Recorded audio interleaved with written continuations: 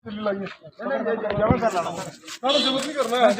मंदिर लगे साहब ने भेजा ना इसे साढ़ा मंदिर लाई कौन गया हाँ जी हाँ जी एक मिनट फोटो खींची ना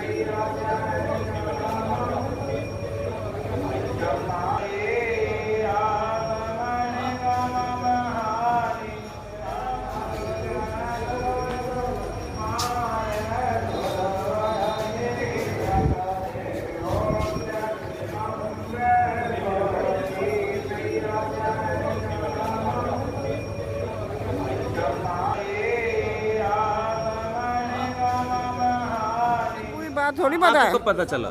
हमें आप पता चला तो हम दौड़ के आ गए इधर।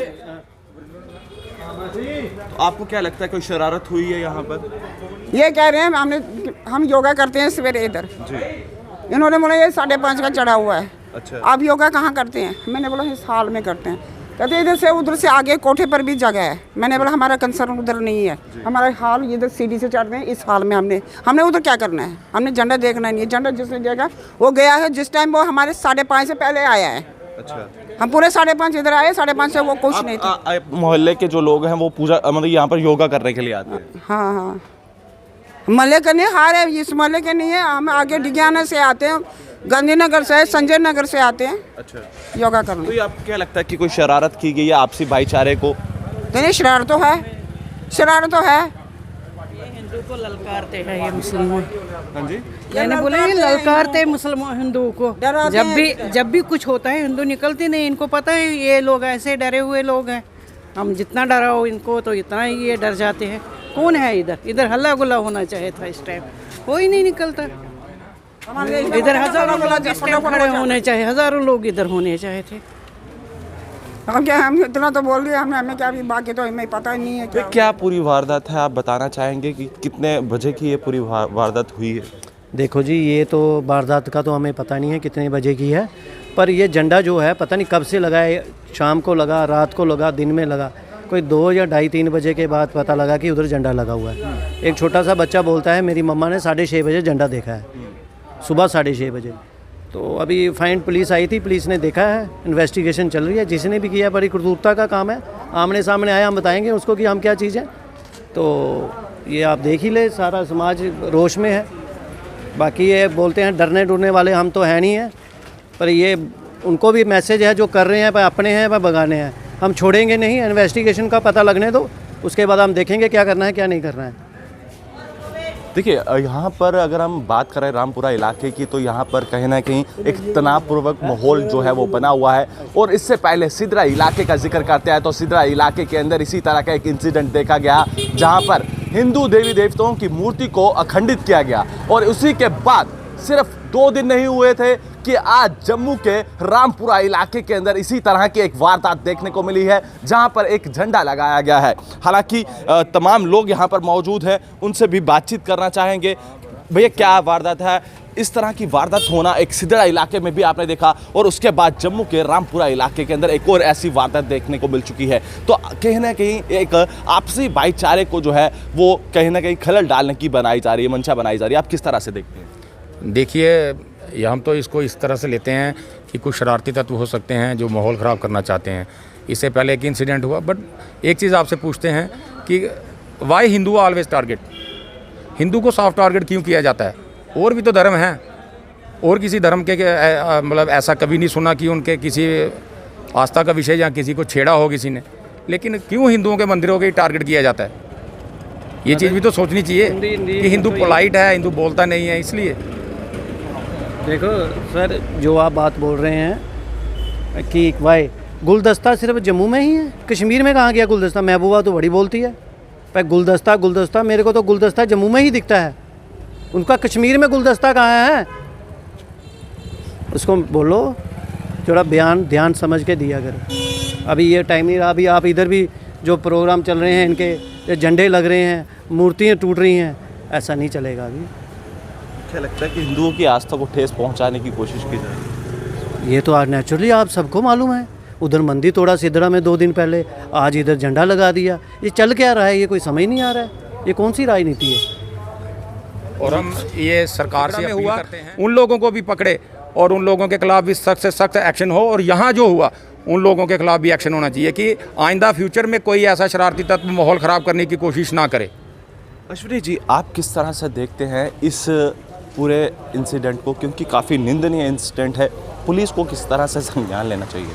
देखिए, सबसे पहले मैं भर्त्सना करता हूँ इस तरह की घटना की, जिस तरीके से धार्मिक भावनाओं को भड़काकर इस तरह का जो है खेल रचा जा रहा है, ये पूरी तरह से प्रशासन की लाचारी और बेबसी है, जिसके तहत इस तरह की घटनाओं को अंजाम दिया जा रहा है। कल सिद्रा में आपने देखा कि हिंदुओं की आस्था के साथ खिलवाड़ किया गया, आज जम्मू में इस तरह का खिलाड़ रामपुरा के अंदर हुआ है। देखिए, प्रशासन जो है वो पूरी तरह से मूक दर्शक बना हुआ है। वह प्रशासन जो ये कहता है कि 370 हटने के बाद सब यहाँ पर नॉर्मल हो चुका है, लेकिन आज जिस तरीके से धार्मिक भावनाओं को भड़काने का काम किया गया है, उससे लगता है कि प्रशासन को इसके लिए सचेत हो जाना चाहिए। प्रशासन को इस चीज़ का पता लगाना चाहिए कि ऐसे ये कौन ऐसे तत्व हैं जो देश और राज्यों में इस तरह की घिनौनी घटनाओं को अंजाम दे रहे हैं और इस तरह की घटनाओं के तहत धार्मिक उन्माद पैदा करना चाहते हैं। जिस तरीके से इन्होंने स्थानीय प्रशासन माननीय उपराज्यपाल जी जो दावा करते हैं, जिस तरीके से कश्मीर में घटनाएं हो रही हैं, जिस तरीके से कल शोपियां के अंदर कश्मीरी पंडितों को मारा गया है और भारत सरकार ये कहती है कि सब कश्मीर में ठीक हो गया है, बिल्कुल स्थितियां उससे भिन्न हैं। पूरे राज्य में जिस तरह के हालात बने हुए हैं, हर आदमी अपने आप को डरा और भयभीत समझ रहा है। जिस तरीके से आज ये सारा खेल रचा जा रहा है, उसके पीछे कौन है, इन चीज़ों को ढूंढने के लिए, इन चीज़ों को पहचानने के लिए प्रशासन को सतर्क होना पड़ेगा। और प्रशासन इतनी सतर्कता नहीं दिखा रहा है जितनी सतर्कता दिखानी चाहिए। उसी के चलते इन ऐसी घटनाओं को अंजाम दिया जाता है। जो भी लोग हैं, किसी भी धर्म से आस्था रखते हैं, मैं उनसे ये अनुरोध करूंगा कि इस तरह से धर्म के किसी अलग धर्म के बारे में इस तरह की घटना करना सरकार को और सरकार की एजेंसियों को फेलियर साबित करता है। और जिस तरीके से लोग अपना भाईचारा हमेशा से जम्मू की एक हिस्ट्री रही है, इतिहास रहा है कि हमने भाईचारे को बनाए रखा है, चाहे किसी कीमत उसकी कोई भी कीमत चुकानी पड़े। लेकिन आज लगने लगा है कि जो सरकारें ये दावा करती थी कि हम हिंदुओं के रक्षक हैं, हम हिंदुओं के ठेकेदार हैं, वो आज हिंदुओं के उन धर्म स्थलों की रक्षा नहीं कर पा रहे हैं। यही सच्चाई है आज की कि आज ये लोग, इनकी इतनी हिम्मत बढ़ गई है कि वो हमारे मंदिरों के ऊपर आके धार्मिक झंडा चढ़ाएं। हम इसको बर्दाश्त नहीं करेंगे और सरकार से भी ये अनुरोध करते हैं कि जल्द से जल्द उपराज्यपाल जी को इस पोजीशन से बर्खास्त कर देना चाहिए अगर उनसे ये स्थितियाँ संभल नहीं पा रही हैं। तो आपने देखा कि यहाँ के स्थानीय लोगों के बीच कितना ज़्यादा रोष है और इनका ये कहना है कि उन जैसे दोषियों को जल्द हिरासत में लिया जाए, अन्यथा हिंदू समाज जो है एकत्रित होकर एक बड़े लेवल पर प्रदर्शन करेगा। और इस समय सरकार को चेतावनी दी है कि इन जैसे दोषियों को सख्त से सख्त जो है सज़ा मिलनी चाहिए। और इससे पहले सिद्रा इलाके में भी हिंदू समाज के देवी देवताओं पर जो है ठेस पहुंचाएगी। और आज रामपुरा इलाके के अंदर जो है एक बार फिर से इसी तरह की वारदात जो है वो देखने को मिली है। तब तक के लिए आप बने रहे JK 24/7 के लिए। कैमरा पर्सन दीपक कुमार के साथ, धन्यवाद।